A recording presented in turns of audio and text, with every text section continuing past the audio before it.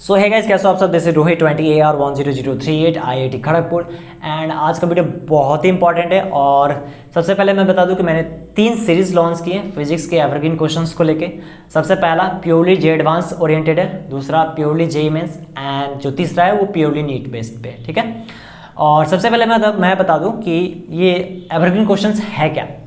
तो होता क्या है, बेसिकली तुमने कभी ऑब्जर्व कभी देखा होगा कि लास्ट ईयर जो क्वेश्चंस पूछे गए उस टाइप के क्वेश्चन फिर से पूछे गए। तो होता क्या है कि पहले जो क्वेश्चन पूछे गए उन्हें थोड़ा सा मैनिपुलेट करके थोड़ा सा चेंज करके फिर से पूछे जाते हैं। तो उस टाइप के क्वेश्चंस मैं 6, 7, 8, 10 क्वेश्चन यहाँ मैं कराऊंगा, हर एक चैप्टर से कराऊंगा फिजिक्स के, ठीक है। और मैं क्या करूँगा, कुछ प्रीवियस ईयर क्वेश्चन उठाऊंगा और उनसे रिलेटेड जो थोड़ा सा मैनिपुलेट करके क्वेश्चन अगर बन सकता है तो वैसा मैं उसके साथ साथ मैं कराने की कोशिश करूंगा। इससे क्या होगा, एक तो मैं रफली आइडिया मिल पाएगा कि हाँ इस क्वेश्चन को इस तरह से चेंजेस करके और फिर से पूछा जा सकता है, ओके। और इस तरह धीरे धीरे करके मैं सारे फिजिक्स के सारे चैप्टर्स को कवर करने वाला हूँ। जैसे आज मैं फर्स्ट जो चैप्टर्स पढ़ाने वाला इलेक्ट्रिक फील्ड एंड चार्जेस, इस पर बहुत अच्छे अच्छे क्वेश्चंस मैं चुन के लाया हूँ, एवरग्रीन क्वेश्चंस, और मैं यहाँ पे कराऊंगा। जिन्हें भी सॉल्यूशंस PDF के फॉर्म में चाहिए उन्हें वो मैं प्रोवाइड कराऊंगा। मैंने क्या किया, इन्हें हैंड रिटन सॉल्यूशन मैंने PDF के फॉर्म में नीचे जाओ, डिस्क्रिप्शन में लिंक दे रखा है मैंने टेलीग्राम चैनल्स के, ठीक है। तो वहाँ जाके तुम चैनल को सब्सक्राइब कर लो और वहाँ से PDF डाउनलोड कर लो, ठीक है। साथ ही साथ अगर तुम्हें कोई डिस्कशन करना है तो ग्रुप्स का भी लिंक मैंने दे रखा है, तो वहाँ भी तुम चाहो तो ज्वाइन कर सकते हो, ठीक है। और तुम्हारी कोई भी क्वारीज है तो यहाँ कॉमेंट पर डाल देना, मैं जरूर उसका रिप्लाई दूंगा, ओके। तो चलो बढ़ते हैं। सबसे अच्छा आगे बढ़ने से पहले एक भी चीज़ मैं बोल दूँ कि इनके बेनिफिट्स क्या क्या होंगे अगर तुम ये क्वेश्चंस लगाते हो, ठीक है। तो इनके बेनिफिट्स क्या है, तो पहला नंबर बेनिफिट्स ये है कि तुम्हारे कॉन्सेप्ट पूरे रिवीजन हो जाएंगे। और दूसरा नंबर पॉइंट, तुम्हारे सारे फॉर्मूले इसके थ्रू रिवाइज हो जाएंगे। और तीसरा नंबर पॉइंट वो ये है, तीसरा बेनिफिट वो ये है कि बहुत ज़्यादा चांसेस है कि इनसे रिलेटेड क्वेश्चंस इस तुम्हारे एग्जाम्स में आएंगे, ओके। तो चलो बढ़ते हैं फर्स्ट क्वेश्चन के साथ, ठीक है। तो एक बार पढ़ लेते हैं फर्स्ट क्वेश्चन और तुम भी पढ़ लो फर्स्ट क्वेश्चन को, okay. A charge q is located at the center of a cube. The electric flux through any phase is. तो ठीक है, क्वेश्चन बहुत इजी है, बट हम इनसे रिलेटेड देखेंगे क्वेश्चन कैसे बनाया जा सकता है, ठीक है। इसके बाद वाले क्वेश्चन में। तो पहले इस क्वेश्चन को आराम से समझते हैं। क्वेश्चन क्या दे रखा है, एक क्यूब है, ठीक है। सपोज मैं एज्यूम कर लेता हूँ इसका एज लेंथ कितना है, a है, ऐसे करके कुछ, ओके। एंड इसके सेंटर पे ना, इसके सेंटर पे एक चार्ज q रखा गया, प्लस q। तो अगर ध्यान से देखोगे ना तो सेंटर पे जो चार्ज प्लस q है वो सिमेट्रिक है सारे सरफेस के लिए, ठीक है। इट मीन्स अगर इस सरफेस से अगर फ्लक्स फाइनट पास हो रहा होगा ना, तो इस सरफेस से भी कितना फ्लक्स पास हो रहा होगा, फाइनट, इससे भी फाइनट, यानी सबसे फाइनट पास हो रहा होगा। तो सवाल है कि हमसे पूछा है सिर्फ एक सरफेस से बताओ किसी एक सरफेस से कितना फ्लक्स पास होगा।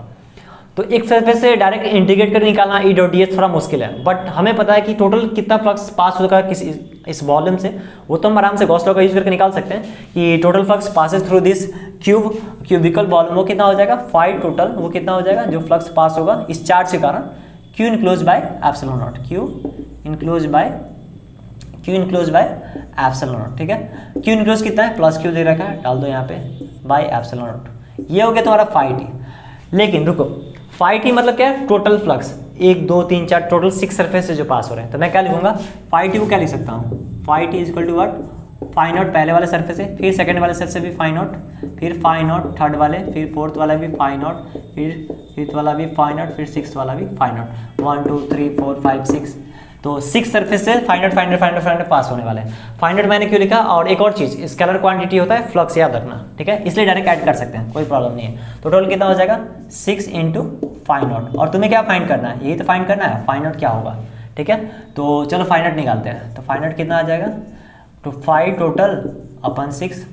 5 टोटल किसके बराबर है, यहाँ पे देखो 5 टोटल है, तो 5 टोटल है तो क्या लिख सकते हो, 5 total, five naught is equal to what, 5 total को लिख दो value, Q enclose plus 6 by epsilon naught into 6, ठीक है। तो ये हमारा आंसर हो जाएगा। तो चलो देखते हैं कौन सा ऑप्शन सही है। थोड़ा सा ऑप्शन को मैनिपुलेट किया है, ठीक है, ध्यान से देखो, एग्जाम्स में ये भी करते हैं, वो इजी क्वेश्चंस में ऑप्शन मैनिपुलेट कर देंगे। तो ऑप्शन नंबर बी को अगर ध्यान से देखा जाए ना, ऑप्शन बी को देखो, तो मैं इससे ऑप्शन बी जनरेट करने की कोशिश करता हूँ। 4 पाई इंटू क्यू मैंने लिख दिया, ऊपर नीचे 4 पाई से मल्टीप्लाई करते हैं, 4 पाई एप्सिलॉन नॉट। तो क्या हो जाएगा, आंसर मेरा बी ऑप्शन हो जाएगा, ठीक है। आई थिंक बातें समझ में आ गई होंगी। अब इसके बाद जो क्वेश्चन आने वाला है ना, उसे ध्यान से देखना, कैसे इस क्वेश्चन को मैनिपुलेट करके वो क्वेश्चन बनाया जा सकता है। ओके, तो चलो बढ़ते हैं नेक्स्ट क्वेश्चन की तरफ। नेक्स्ट क्वेश्चन क्या है वो देख लेते हैं। नेक्स्ट क्वेश्चन बोला है कि a charge Q is placed at a distance a/2 above the center of the square surface of edge A as shown in figure। तो क्वेश्चन अभी भी सेम है, तो चलो इसे मिटा देते हैं। इस तरह का एक प्लेट दे रखा है, ठीक है, स्क्वायर प्लेट है, जिसका एज लेंथ कितना है, वो a है। ओके, और इसके सेंटर से कितने डिस्टेंस पे, a/2 डिस्टेंस पे एक प्लस चार्ज Q रखा गया है, और फिर पूछ रहा है इससे फ्लक्स कितना पास होगा। ठीक है, तो अगर तुम ध्यान से देखोगे ना, ध्यान से देखोगे इसको, तो ये जो पॉइंट है ना, अगर मैं इस बेस का जो एज लेंथ है, ए लेंथ का अगर एक क्यूब लेके बनाऊँ ना, तो ये जो चार्ज है ना प्लस क्यूब, वो इस क्यूब के सेंटर पे लाई करेगा, जैसे अभी थोड़ी देर पहले था। ओके, तो सेम ही क्वेश्चन है। इस बार क्या किया है, फिर से वही पूछा है किसी एक सरफेस से कितना होगा फ्लक्स, बट इस बार जो 5 सरफेस बचे हुए थे उसे हटा दिया उसने। ठीक है, तो देखो इसको पहले मैं क्या करता हूँ, उसी तरह सॉल्व करते हैं आराम से। तो देखो क्या करते हैं, मैं क्या करूँगा, एक क्यूब बनाऊंगा फिर से सिंपली, जो पहले हमने बनाए थे ऐसे। और कौन सा तुम्हारा सरफेस दे रखा है, ये सरफेस दे रखा था, तो मैं अभी ये एज लेंथ ए है, ये भी एज लेंथ ए है। और ध्यान से देखो कितने डिस्टेंस पे, a/2 डिस्टेंस पे, a/2 डिस्टेंस पे एक प्लस क्यू यहाँ पे चार्ज दे रखा है। तो ये प्लस क्यू चार्ज अभी क्या हो जाएगा, हर एक सरफेस के लिए फिर सिमेट्रिक हो जाएगा, क्योंकि यहाँ से भी डिस्टेंस देखोगे ना तो a/2, यहाँ से भी डिस्टेंस देखोगे तो a/2, यानी a/2 डिस्टेंस पे किसी सरफेस के सेंटर से अगर a/2 डिस्टेंस परपेंडिकुलर डिस्टेंस पे कोई चार्ज को रखोगे तो उस सेंटर पे चला जाएगा। इट मीन्स ये पहले वाला क्वेश्चन ही बन गया। अब कितना फ्लक्स पास होगा, तो सिंपली फिर लगाओगे, इससे अगर फाई नॉट पास हो रहा है तो बाकी सबसे भी कितना हो जाएगा, फाई नॉट, तो 6 × phi naught is equal to total flux. और टोटल फ्लक्स कितना होता है, Q enclose by epsilon naught. तो फाई नॉट का वैल्यू कितना हो जाएगा, Q enclose by 6 epsilon naught. ठीक है, तो तुम देख सकते हो किस तरह क्वेश्चन को मैनिपुलेट किया गया है। ओके, तो इस तरह से ही तुम्हारे एग्जाम्स में क्वेश्चन को थोड़ा सा मैनिपुलेट करके फिर से पूछे जाते हैं। ओके, तो आई होप ये समझ में आया होगा, फंडा तुमको समझ में आ गया होगा क्लियरली कि कैसे चेंजेस किए जा सकते हैं। ठीक है, तो चलो बढ़ते हैं नेक्स्ट थर्ड क्वेश्चन की तरफ।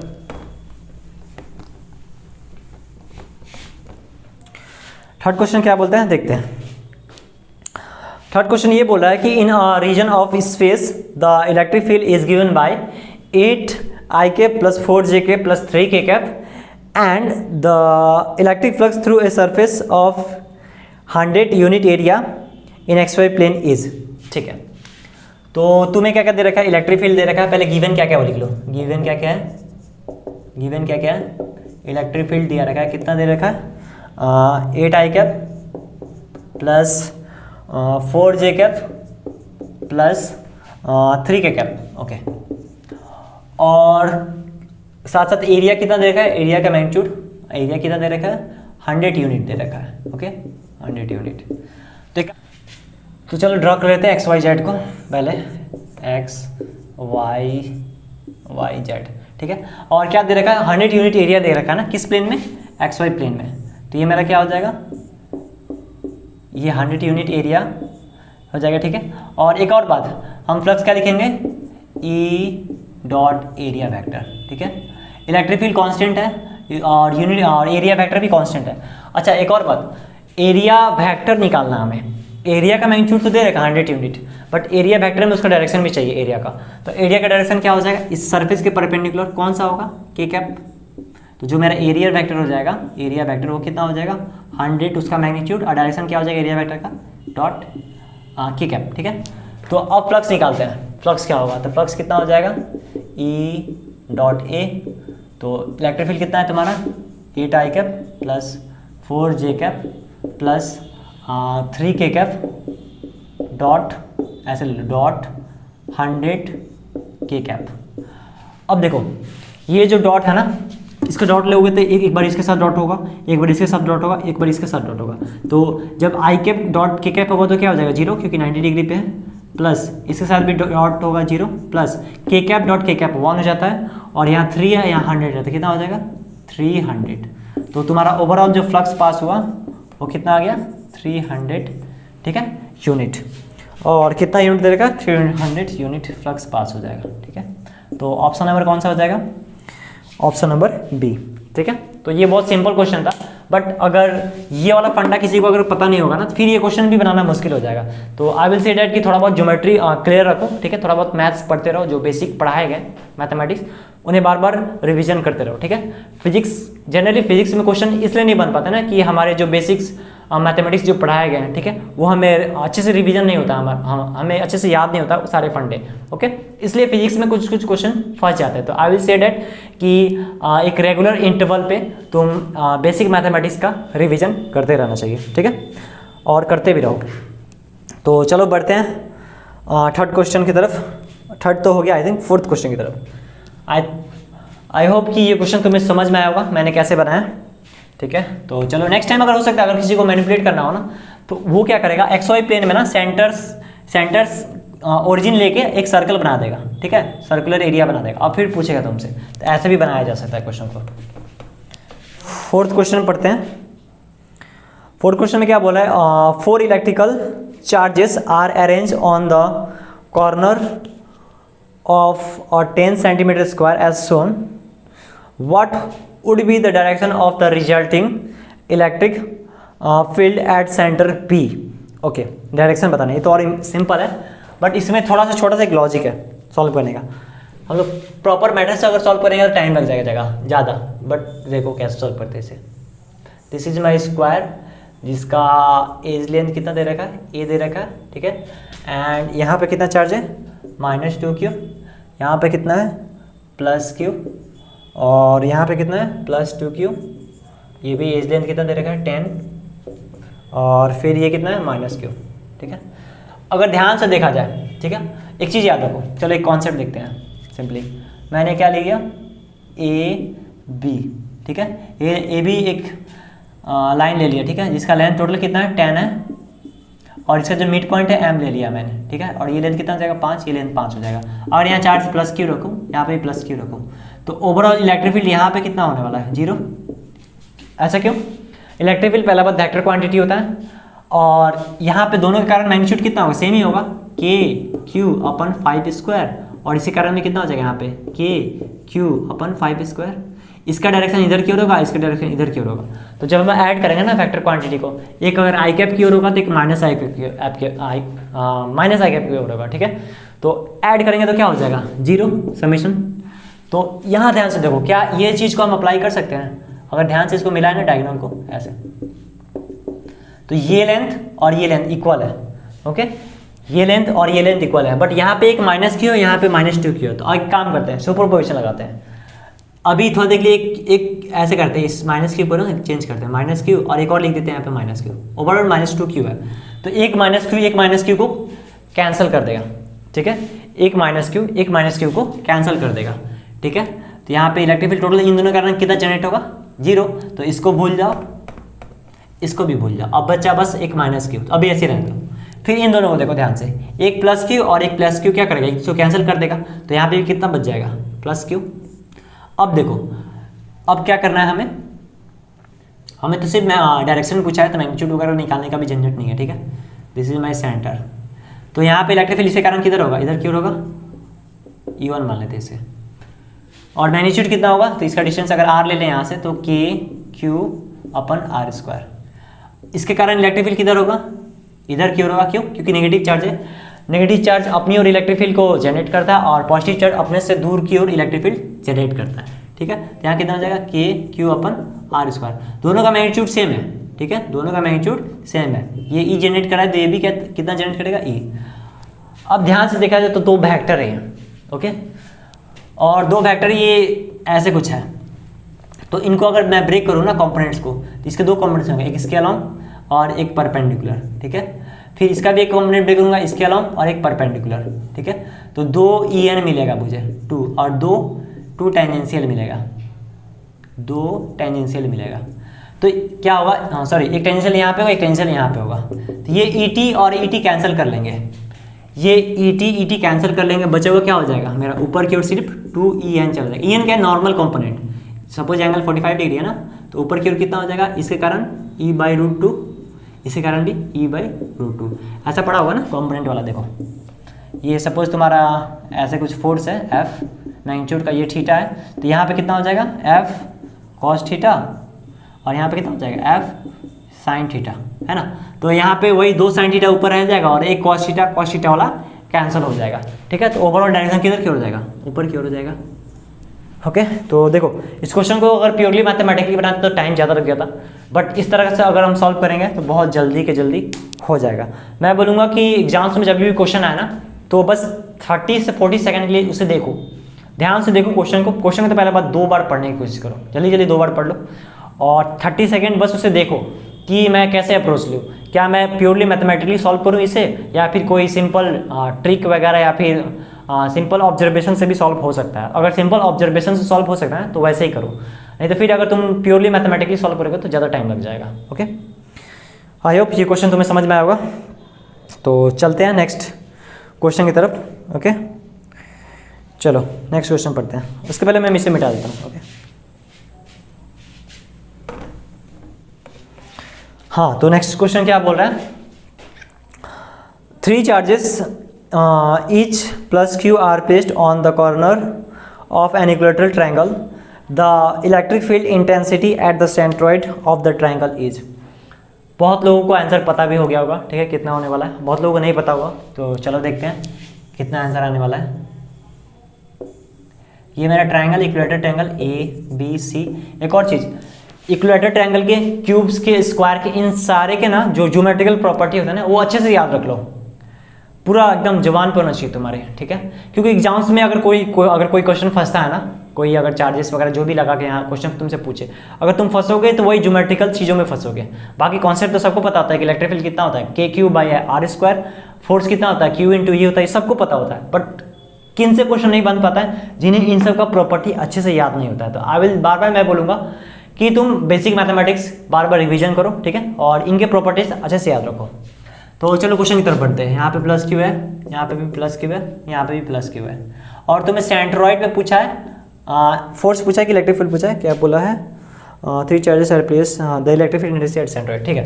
यहाँ पे इलेक्ट्रिक फील्ड का इंटेंसिटी पूछा है, तो ध्यान से देखो, इसके कारण इलेक्ट्रिक फील्ड अगर मैं ऐसे निकालूँ ना तो ऐसे कुछ आएगा E, ठीक है, और यहाँ से अगर इसके कारण निकालूँ तो इधर की ओर आएगा E, और इसके कारण किधर होगा, नीचे की ओर होगा, क्योंकि पॉजिटिव चार्ज है तो हमेशा अपने से अवे ये जनरेट करता है। तो इसको यहाँ बाहर लेके आओ, ये तुम्हारा पॉइंट G हो गया। एक इलेक्ट्रिक फील्ड ऐसे है, ठीक है, एक इलेक्ट्रिक फील्ड ऐसे है और एक इलेक्ट्रिक फील्ड ऐसे है, E सबका मैग्नीट्यूड सेम है बट डायरेक्शन अलग है। तो ध्यान से देखो, अगर इसे E1 E2 E3 देते हैं, ठीक है, और ये एंगल कितना है 120 डिग्री 120 डिग्री 120 डिग्री। और ऐसा कभी तुमने वेक्टर में पढ़ा होगा कि 120 डिग्री 120 डिग्री 120 डिग्री का अगर मिलता है मुझे, ठीक है, और 3 वेक्टर्स यहाँ से ओरिजिनेट हो रहे हैं, ठीक है, तो इनका सम कितना हो जाएगा E1 vector plus E2 vector plus E3 vector equal to कितना हो जाएगा 0।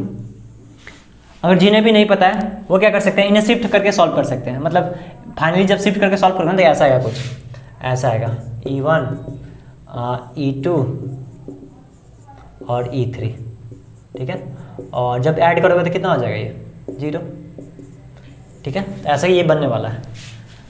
ओके तो देखो कितना मैथमेटिक्स का ही यूज हो रहा है, फिजिक्स कुछ नहीं है, बस बेसिक मैथमेटिक्स का यूज हो रहा है। यहाँ पे क्या, अगर जिसको ये रूल नहीं पता होगा फिर वो क्वेश्चन नहीं बना पाएगा, है ना। इसे बनाने का और भी तरीका था, इसे मैं क्या करता, कॉम्पिटेटिव ब्रेक करता। तो यहाँ पे आता E, ये 60 डिग्री हो जाता तो E cos थीटा, तो यानी E cos 60 डिग्री, इसका भी E cos 60 डिग्री। तो ओवरऑल कितना आ जाता है ऊपर की ओर 2 × E cos 60 डिग्री, यानी कितना होता है 2 × E cos 60 डिग्री का वैल्यू कितना होता है 1/2, कैंसिल हो जाता है, E आ जाता है। यानी ऊपर क्या है E मैग्नीट्यूड का वेक्टर और नीचे भी क्या है E मैग्नीट्यूड का वेक्टर, दोनों का सम कितना आ जाता है 0, क्योंकि ये ऐसे कैंसिल आउट, एक दूसरे को कैंसिल कर देते और फिर भी सॉल्व करके 0 आ जाता, ठीक है। तो इसको इस मैथड से भी सॉल्व कर सकते थे, इस मैथड से भी सॉल्व कर सकते हैं। मैं हमेशा कोशिश करता हूँ कि किसी भी क्वेश्चन को 2 या 3 तरीके से सॉल्व करके बताऊँ। बहुत लोगों को ये कुछ फर्स्ट मैथड पसंद होंगे, दूसरे बहुत लोगों को सेकेंड मैथड पसंद होंगे, ठीक है। तो चलो नेक्स्ट क्वेश्चन की तरफ बढ़ते हैं, पहले इसे मिटा देते हैं। ये बोर्ड पता नहीं क्यों हिल रहा है आज। इसे कल फिक्स करता हूँ।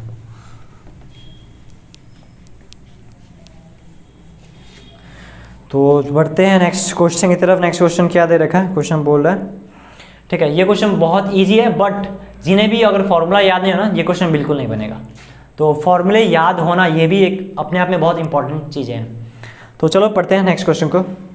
क्वेश्चन क्या बोला है, A and B are 2 points on the axis and the perpendicular bisector, okay, respectively on an electric dipole. A and B are far away from the dipole and at equal distance from it, okay. The field at A and B are EA vector and EB vector, then तब क्या होगा, ठीक है।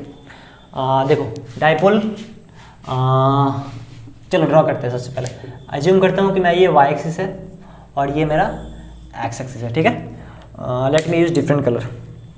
मेरा यहाँ पे एक dipole दे रखा है ऐसे, ठीक है, P, और इसने बोला कि एक पॉइंट मेरा A है जो कि एक्सियल पे है।